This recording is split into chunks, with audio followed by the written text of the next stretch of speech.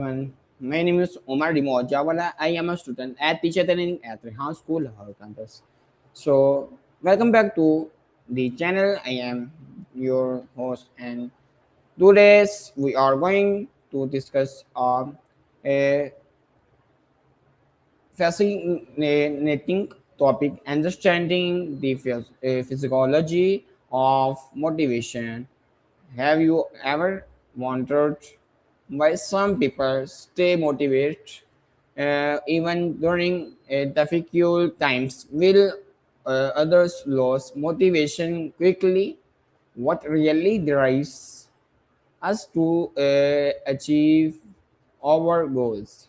To help us understand uh, topic this topic, I am joined by Maya. So let's start.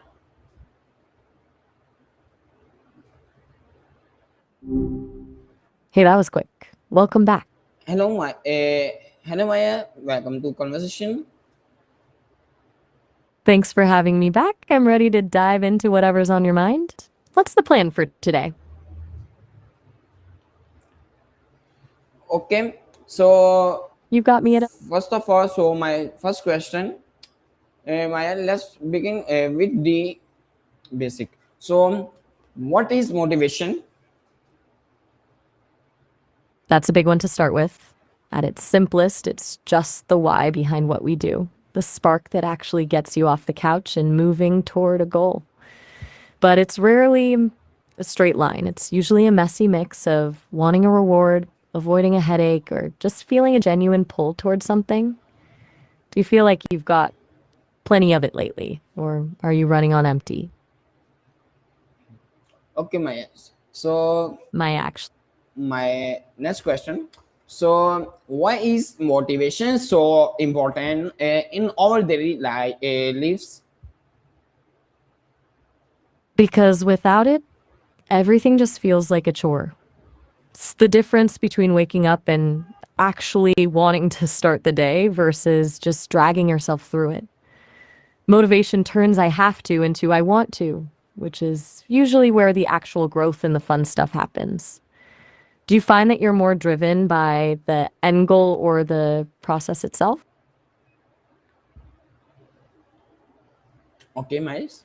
So, my next question. What are the different types of motivations? Generally, it boils down to two main flavors, intrinsic and extrinsic. Intrinsic is the good stuff. It's when you do something because it's genuinely rewarding or you love it, like painting or reading a book just because you're curious.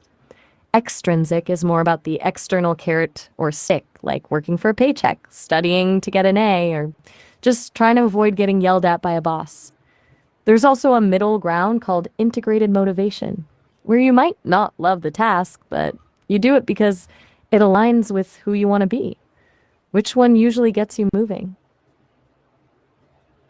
Okay, Miles. So, my My Maya. Maya. Okay, Maya. So, my next question. What factors influence our personal motivations? It's usually a cocktail of a few different things. You've got your biological drive, like hunger or sleep, and then your psychological needs, like the desire for autonomy or a sense of belonging. Then there's the environment. It's a lot easier to stay motivated when you're around people who are energized or in a space that actually inspires you. Even your own mindset and past wins play a huge role in whether you feel capable of tackling something. Do you think your surroundings help you stay on track? Or are they more of a distraction? Okay, Maya. Yeah. Okay, Maya. So, my next question.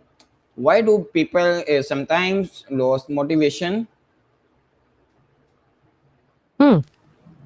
It's usually because the why gets buried.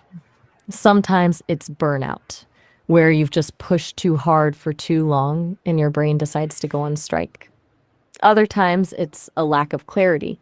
If the goal feels too vague or way too far away, it's hard to find a reason to keep grinding.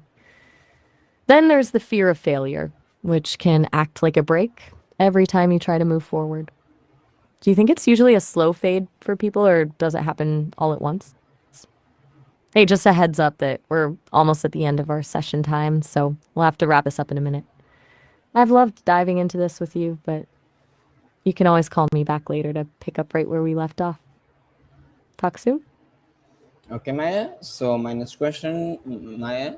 So does mindset affect motivation?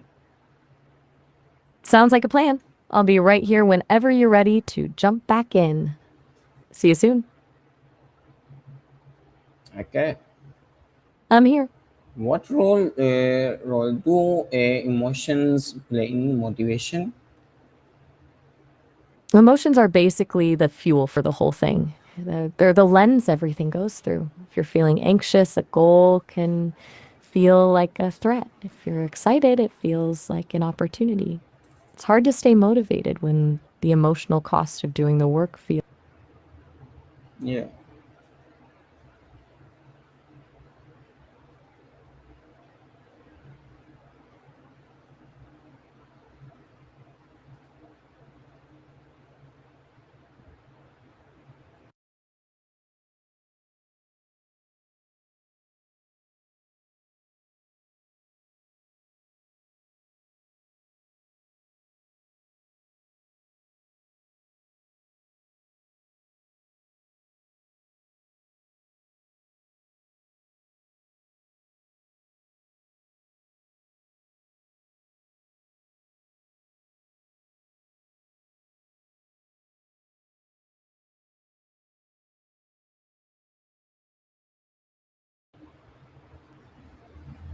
Okay, Maya. So Good night. my next question. Uh, Next question. What's on your Also, mind?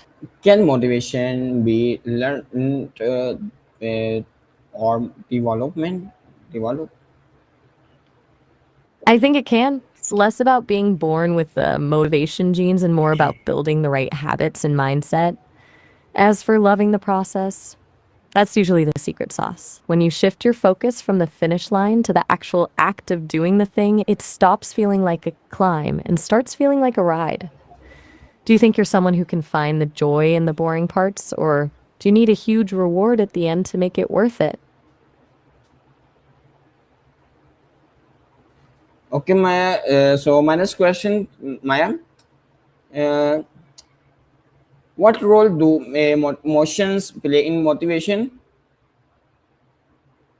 They're basically the fuel for the whole thing. Emotions are the lens everything goes through. If you're feeling anxious, a goal can feel like a threat. If you're excited, it feels like an opportunity. It's really hard to stay motivated when the emotional cost of doing the work feels higher than the reward of finishing it. Do you find that your mood usually dictates whether you get things done, or can you push through even when you're not feeling it? Okay, Maya. So my next question, finally, I'm all ears. what achieve would you give to someone who struggle with motivation? I'd tell them to stop looking at the mountain and just look at their feet. When you're struggling, a big goal can feel paralyzing. The best move is to shrink the target until it feels almost ridiculously easy, like instead of cleaning the whole house, just commit to cleaning one drawer.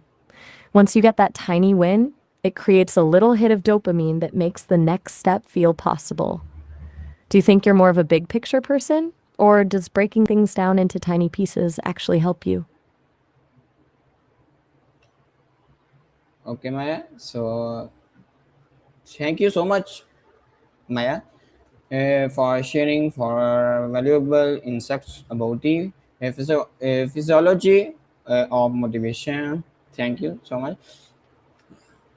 You are so welcome. I really enjoyed diving into all this with you. Whenever you've got more questions or just want to bounce some ideas around him, I'm here. Thank you. So I hope our audience now has a better understanding of what motivation is, why it matters, and how they can stay motivation motivated in their personal and professional lives. If you enjoyed I hope. this conversation, do not forget to like, share, and subscribe to the channel for more informative discussion. Thank you for watching, and we are see you in the next